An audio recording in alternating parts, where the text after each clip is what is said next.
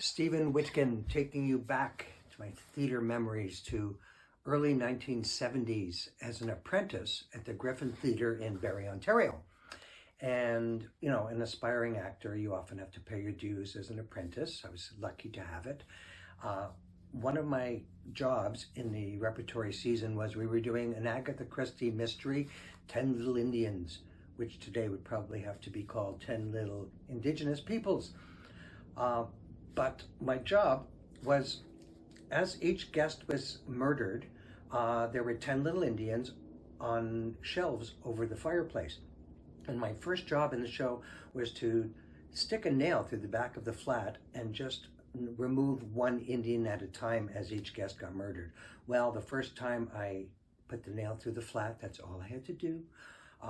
The one Indian hit the second Indian, hit the third and the fourth and the fifth. And within the first 5 minutes of the play, it appeared that 5 guests had already been murdered, and then they would show up. So the audience was already very confused within the first 5 or 10 minutes of the play.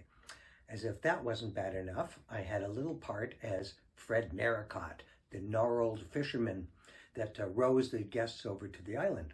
So my costume as Fred Narracott was a yellow rain slicker, yellow hat, and big clunky black fishing boots. So during the play, my other job was to get out into stage. I had 10 seconds in a blackout to remove a bolt off a door because all the guests were afraid of being murdered. Thing is, I had to stay in this costume as Fred Narracott for the end of the play for the curtain call. So dressed as Fred Narracott, big yellow rain slicker, I had 10 seconds to get out onto the stage before the next cue, which was a crack of thunder and a flash of lightning.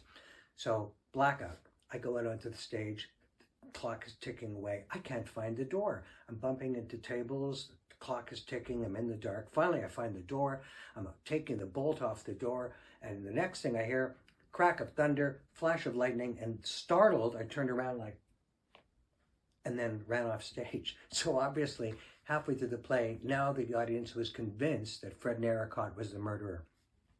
So here, I'd ruined the first 5 minutes of the play, thinking 5 people were dead.